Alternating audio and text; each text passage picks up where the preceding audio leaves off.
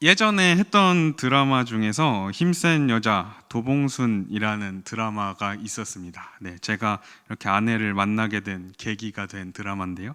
네, 괴력을 가지고 살아가는 한 여자 주인공이 등장하는 드라마입니다. 그런데 이 괴력은 악한 일을 하면 사라져 버립니다.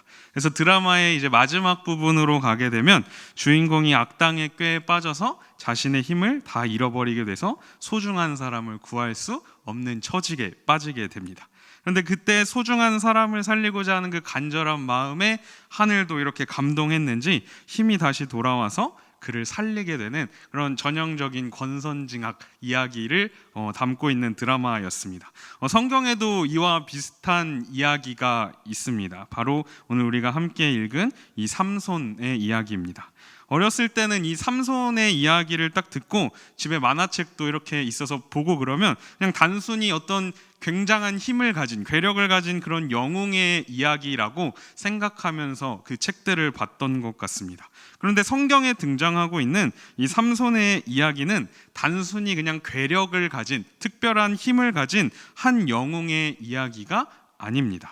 삼손의 이야기 속에는 오늘날 우리의 모습이 담겨져 있고 또 하나님께서 지금 우리에게도 주시고자 하는 아주 중요한 메시지가 담겨 있습니다. 우리가 살아가다 보면 때때로 아무런 문제 없이 순탄한 인생을 살아가는 순간이 있습니다. 그것이 어떤 외부적인 요인 때문일 수도 있겠고 자신의 어떤 열심과 노력 또는 자신의 능력 때문일 수도 있습니다. 웬만한 문제는 나에게 크게 문제가 되지 않을 것처럼 그런 자신만만하게 살아가는 순간들이 인생에서 찾아올 때가 있습니다. 하지만 반대로 내 스스로의 힘으로는 아무것도 하지 못할 것 같은 그런 무기력한 상태에 처해 있는 순간도 우리에게 찾아옵니다. 이전에 내가 즐기고 누리던 모든 것들이 더 이상 이제 나와는 상관없는 것처럼 그런 절망과 낙심 가운데 빠지게 되는 그런 순간이 우리에게 찾아올 때도 있습니다. 어쩌면 우리가 인생을 살아가면서 이 둘 사이를 왔다 갔다 하면서 살아가고 있는지도 모르겠습니다. 우리가 이 시간 이 삼손의 이야기를 통해서 이 지점을 함께 좀 고민해 보고 싶습니다. 그리고 각각의 상황 속에서 우리가 어떻게 나아가야 할 것인지를 생각하며 함께 기도하는 시간이 되기를 원합니다. 이 삼손이라는 사람은 사사였습니다. 사사란 어떤 사람입니까? 하나님께서 이방 민족의 압제 속에 있던 그 이스라엘 백성들을 순간순간 구원하시기 위해서 세우신 하나님의 특별한 사명을 받은 사람이 이 사사라는 사람들이었습니다. 삼손은 바로 이 사사로 하나님께 부름받은 사람이었습니다. 삼손의 업적을 잠깐 생각해 보면 그는 사사로 임명돼서 수많은 블레셋 사람들을 죽였고 이스라엘에게 자유를 얻어주는 역할을 감당했습니다. 그런데 특이한 것은 그가 그토록 놀라운 업적을 이뤘음에도 불구하고 이스라엘 백성들이 하나님께 순종하도록 이끌지는 못했다는 것입니다. 삼손의 이야기는 사사기 13장에서부터 시작이 되고 있는데 삼손은 굉장히 특별하게 태어납니다. 그리고 태어날 때부터 나실인으로 선언을 받습니다. 이 나실인이라는 것은 하나님 앞에 특별히 구별된 사람을 나실인이라고 하는데요. 이 삼손은 특별한 출생, 이 나실인으로서 부름받은 그 특별한 출생과는 다르게 그의 삶의 모습을 한번 쭉 읽어보게 되면 소위 망나니 같은 그런 삶을 살아갔던 사람이 바로 이 삼손입니다. 나실인은 하나님 앞에서 구별된 자이기 때문에 부정한 것들을 멀리 해야 된다라고 성경은 기록합니다. 그런데 삼손의 삶을 보면 율법이 부정하다라고 이야기했던 시체, 술, 창기 이런 것들을 굉장히 가까이 하는 삶을 살았던 사람이 이 삼손이라는 사람입니다. 나실인으로서의 자격 박탈인 셈이죠. 또한 하나님으로부터 받은 그 힘을 이스라엘 백성들을 위해서 사용하는 것이 아니라 자신의 유익과 자신의 욕심을 이루기 위해서 사용했던 사람이 바로 이 삼손이라는 사람이었습니다. 특별히 이 여자 문제가 삼손에게 있어서 가장 큰 약점이었습니다. 삼손은 여자 문제로 인해서 자주 어려움에 빠지는 것을 우리가 읽을 수가 있는데 16장 1절을 보면 삼손은 블레셋 창녀와 밤을 보내고 블레셋 적들에게 둘러싸이게 됩니다. 이러한 모습은 이전 장들에서 삼손이 보여준 모습들보다 더 거침없이, 더 담대하게 어리석은 행동을 하고 있는 삼손의 모습을 보여주고 있습니다. 하지만 삼손은 여전히 자신의 문제에 대해서 온전하게 인식하지 못하고 있습니다. 삼손은 사사로서의 자격이 전혀 없어 보이는 그러한 삶을 살아가고 있었던 것이죠. 어떻게 보면 오히려 삼손은 하나님에 대한 반발심을 가지고 살아가는 인물처럼 보이기까지 합니다. 그렇다면 삼손에게 왜 이런 모습들이 나타났을까요? 삼손은 어려서부터 나실인으로 구별된 사람이었습니다. 태어나기 전부터 아주 특별한 사명, 블레셋, 원수였던 블레셋을 무너뜨리라는 특별한 사명을 가지고 특별한 삶을 살아가게 됩니다. 그래서 아마 이 부모님들도 어려서부터, 태어나기 전부터 이 이야기를 천사로부터 들었기 때문에 굉장히 그 부모님으로부터도 강한 그런 유대인으로서, 또 나실인으로서, 그 사사로서 굉장히 강한 교육을 받았을 것입니다. 예를 한번 좀 들어보자면 오늘날 교회의 중직자나 목회자의 자녀들은 대체로 교회 안에서 큰 부담감을 가지고 살아가고 있어요. 그래서 보면은 되게 안타깝습니다. 저도 그랬기 때문에. 그래서 고등학교 다니던 때에 친구들을 보면은 절반이 다 목사님 아들인 거예요. 절반이. 그런데 지금 이렇게 그 친구들이 어떻게 살아가고 있는지를 이야기를 나누면서 보다 보면 절반 정도는 굉장히 신실한 그리스도인으로서 살아가고 있어요. 그런데 나머지 절반 정도는 하나님을 오히려 거역하고 떠나고 자신의 인생을 살아가고 있는 것을 보게 됩니다. 목회자의 자녀들이었음에도 불구하고 그랬던 거예요. 본인이 하나님을 만나고 그것이 축복이라는 것을 깨닫기 전까지는 이 목회자의 자녀라는 직분이 굉장히 어려운 직분이라고 생각이 됩니다. 사람들이 그들에게 대해서 마땅히 기대하는 것이 있고 그 기대를 충족시켜야 한다는 부담감이 오히려 그들을 다른 길로 빠지게 만드는 것들을 좀 보게 됩니다. 때로는 우리가 그리스도인이라는 이 명찰을 잠깐 필요할 때 뗐다가 다시 또 필요하면 붙이고 싶은 그런 마음이 찾아오신 적이 없으십니까? 저는 되게 많은데 그리스도인을 잠깐 이렇게 내려놓고 있다가 나중에 다시 이렇게 붙이고 싶은 그런 순간들이 우리한테도 찾아올 때가 참 많이 있습니다. 삼손에게도 아마 이러한 부담감이 있었을 것 같아요. 비범한 출생을 경험했고 어려서부터 중요한 엄청난 교육과 또 막중한 부담감을 떠안게 된 이 삼손이 오히려 하나님으로부터 벗어나고자 하는 그런 마음이 있었던 것으로 보입니다. 그래서 16장에 보면 삼손이 반복해서 이야기하고 있는 표현이 있는데 내가 다른 사람과 같으리라, 이게 다른 사람들 중에 하나와 같아질 것이다, 이 의미인데 이 말 속에는 삼손 자신이 무언가 특별한 사람으로서의 삶을 살아가고 있다라는 인식을 보여주고 있는 표현입니다. 그런데 중요한 것은 삼손은 그 특별함이 원래 자신의 것이 아니라 하나님으로부터 주어진 것이라는 사실을 알지 못했다는 것입니다. 성경을 보면 삼손이 들릴라라는 여자를 사랑했다라고 기록을 하고 있습니다. 그리고 들릴라는 블레셋 지도자들에 의해서 삼손의 힘의 비밀이 무엇인지 알아내라는 그러한 명령을 듣게 됩니다. 이미 삼손은 수많은 블레셋 사람들을 죽였기 때문에. 그래서 들릴라가 이제 삼손에게 찾아가서 묻습니다. 당신의 힘의 비밀이 무엇입니까, 삼손? 어떻게 하면 내가 당신을 묶을 수 있겠습니까? 상식적으로 생각해 보면 누군가 나에게 이렇게 물어본다고 하면 그 의도를 모르는 게 더 어려운 일일 거예요. 그런데 삼손은 거리낌 없이 대답을 해줍니다. 물론 그 대답은 틀린 대답이었어요. 하지만 삼손의 이러한 반응 속에서 삼손 안에 있는 그 자신의 욕망을 이루고자 하는 마음이 담겨 있는 것을 보게 됩니다. 그리고 사실 사사기 전체에 이러한 내용이 흘러가고 있어요. 내가 구별된 하나님의 백성이 아니라 이방 민족과 같이 내 소견에 옳은 대로 행하겠다. 이 마음이 담겨 있는 것을 발견할 수 있습니다. 삼손은 들릴라를 사랑했고 그녀를 위해서 자신의 모든 것을 내어놓습니다. 그러면서 자신의 힘을, 자신의 욕망을 이루기 위해서 자기 마음대로 사용합니다. 여기서 문제는 삼손이 자신의 정체성을 잃어버렸다는 것입니다. 이스라엘을 구원하라고 주신 힘을 그저 자신의 욕심을 이루는 데만 사용했습니다.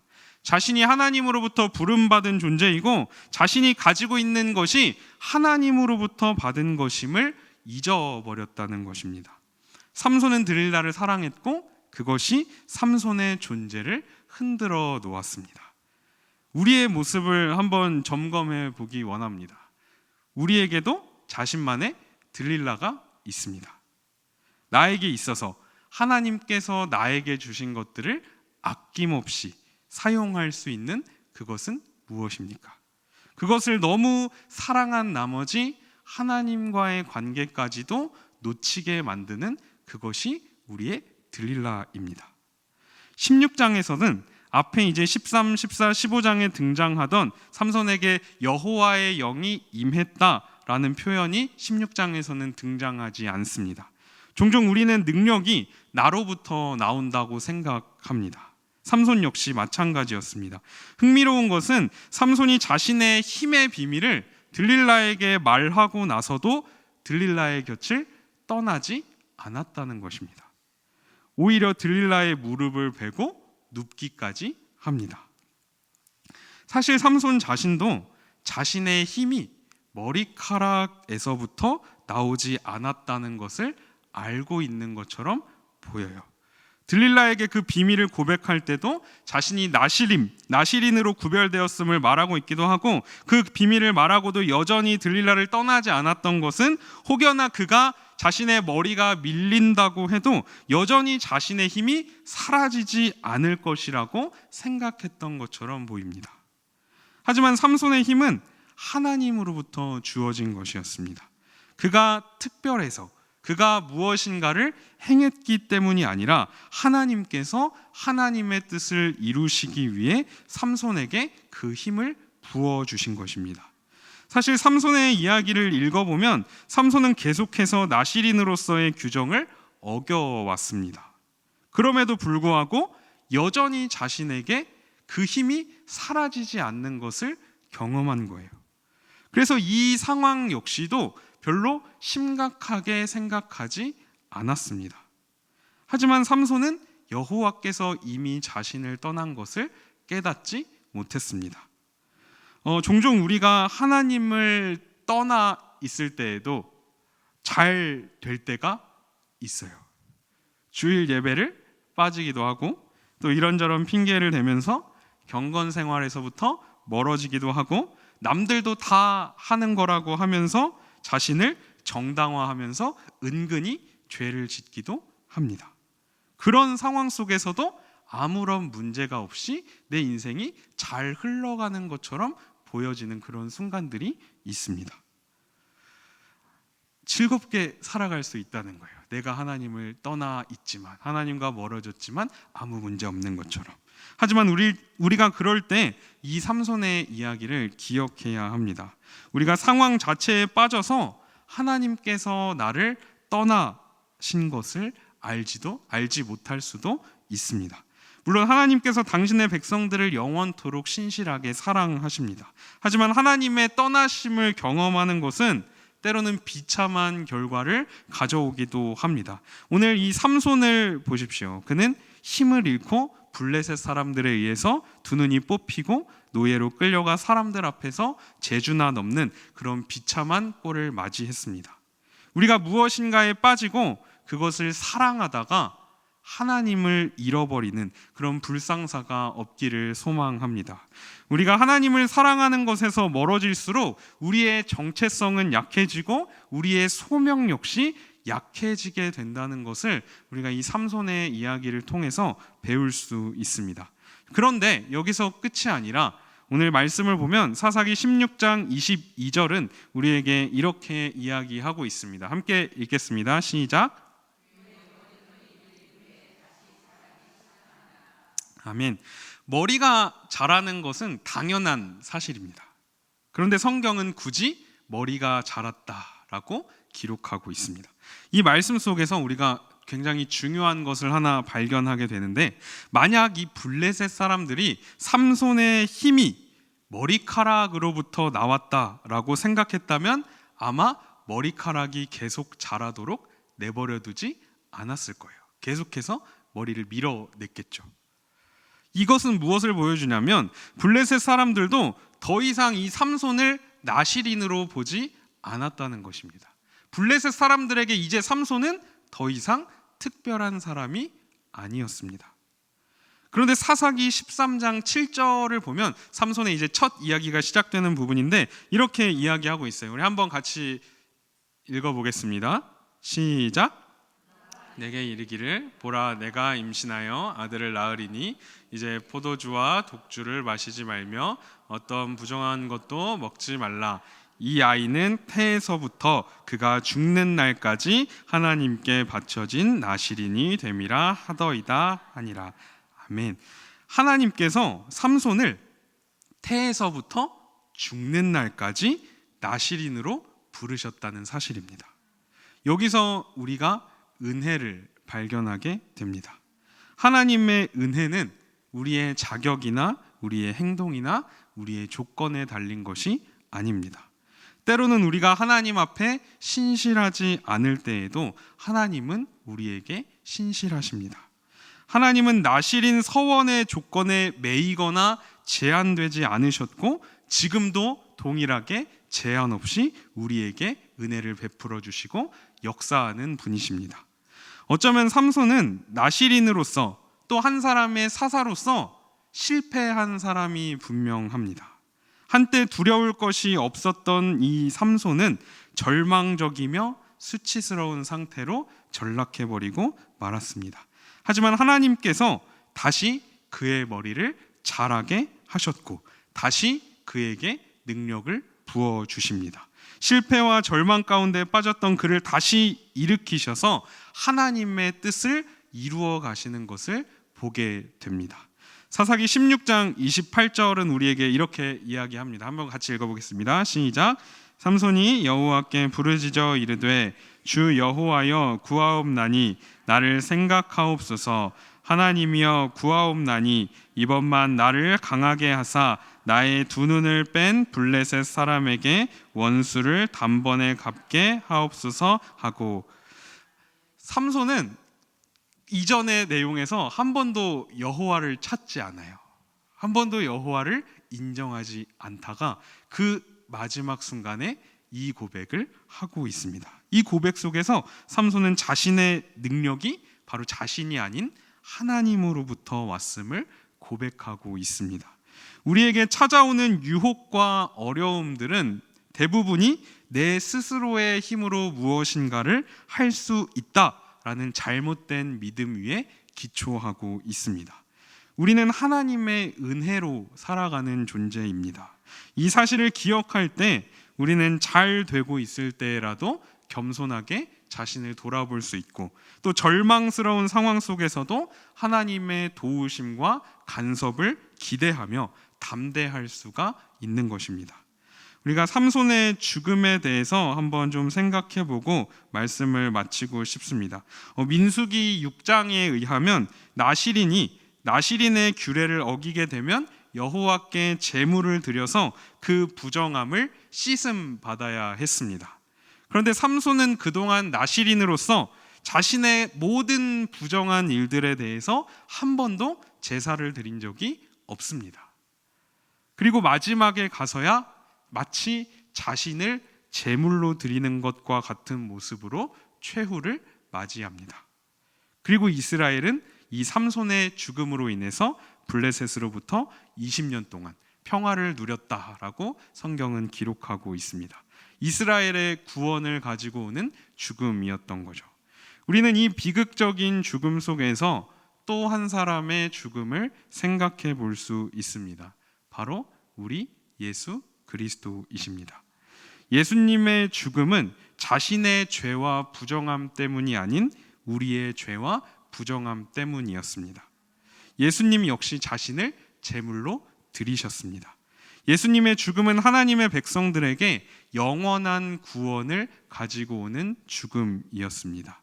그리고 예수님께서는 다시 살아나셔서 영원토록 하나님의 백성들을 다스리시며 하나님의 백성들과 함께 하시겠다고 말씀하셨습니다. 이제 우리는 예수님으로 인해서 쓰러지더라도, 실패하더라도, 비참한 일을 겪었더라도 다시 하나님 앞에 나아갈 수 있고, 다시 하나님께 기도할 수 있고, 다시 회복을 경험할 수 있습니다. 우리 때문이 아니라 예수님 때문이에요.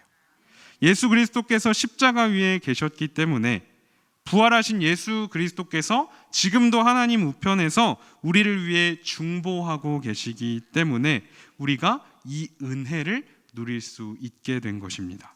아무런 문제가 없는 것 같고 너무나 내 인생이 지금 잘 흘러가고 있다라는 생각이 드신다면 오직 하나님의 은혜임을 기억하며 다시 하나님께로 나아가실 수 있기를 바랍니다. 혹 내가 인생 가운데 지금 수많은 문제와 어려움 앞에서 소망을 잃어버리고 낙심과 좌절 가운데 계시다면 이 모든 것이 오직 하나님의 은혜임을 기억하며 다시 하나님께로 나아가실 수 있기를 바랍니다.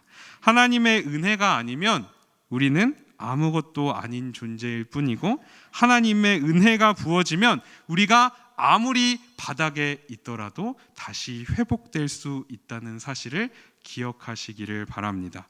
그리고 우리가 이 시간 그 하나님의 은혜를 구하면서 다시 하나님께로 나아갈 수 있는 그런 귀한 시간이 되기를 소망합니다. 기도하겠습니다.